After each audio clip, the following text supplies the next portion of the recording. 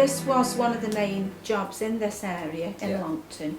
There was lots of us on piecework doing this. And this is bone china clay that I'm using for flowers. And I used to be on piecework, earning my own wages. So I would have gone a lot quicker. These are rose petals. So you're going slowly so I can see what you're doing? This is slowly, yes. I used to make one a minute. But the factory that I worked on, there were over 80 women, all making flowers, all on piecework. So you can imagine how many thousands were produced every week.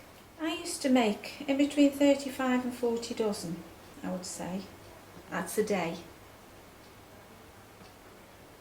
So I place the petals round, they're all hand placed, and then the back ones I just overlap. And then once I've done that, I squeeze under every petal, getting rid of all the thick clay, and then turn it upside down, and then roll the excess clay out. And there's the rose. They were all priced accordingly to how many petals were in, how difficult they were. And then I use just simple tools, just a piece of comb, cut through. So I've got a little fringe, and that's the carnation petal. It was a good industry to work in. I used to have some good laughs. I mean, I left school at 15, and you just, you know, you don't think anybody's ever going to be unemployed. It was such a different area. It's like another world then.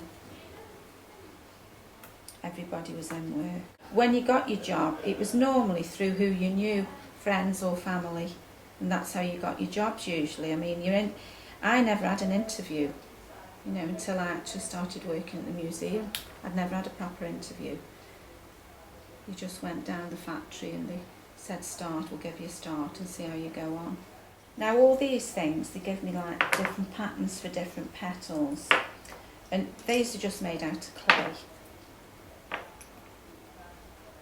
And that's for the anemone petal. So what I do, press the clay, so I've got the little lines on the petal, then use this little nail. That's just a nail that's been hammered down, and you guard your tools with your life, because you get used to your own kind of things that you're working with. It takes about 2 years to learn all the different kinds of flowers. So they would, by the time I was 17, I could do all the different flowers that they were producing on the factory. But you also had to produce them at speed as well as being good. So there's about 50 odd different varieties. But once you've been trained, you remember them, you know, you never forget how to make them. And then place the petals round. That's the anemone. Absolutely fabulous. Yeah, people don't realise that about the flowers. I think you just associate it with pots and, you know, and tea sets, dinner services, and then when people see flowers are made, but it was really a big part of the industry. The flower making side of it was. So I would make them, and then they would dry off like that, and then they would be fired up to what we call biscuit fired, which is the first firing, and bone china fires pure white. It's the whitest and finest clay. Then it's dipped into a transparent glaze. Can you see how shiny it is? And it's fired again. And then a flower paintress would all hand paint them all, and she would be on piecework. These are more fiddly, the little ones. They take longer to learn. So would you have started on something like the rose? Started on the rose, because you've got your round shape. You roll in your clay, and it's easier to get a round shape rather than a pointed. I make it look really easy because I've been doing it that long. But when you're training, it's easier to do that. But it's very, very boring when you first start, because I just sat like that, just rolling the clay. And then she'd say you can make a petal, and you'd try your petal. You'd put your petal down, she'd come and squash them up and say, no, not good enough. And it was like, you know, you think, oh, I thought it was all right, but it got me spot on. Yeah. So it was about, I'd say it was about 2 or 3 weeks before I actually put a flower together, but it didn't look like a rose. It just looked like a cabbage, probably.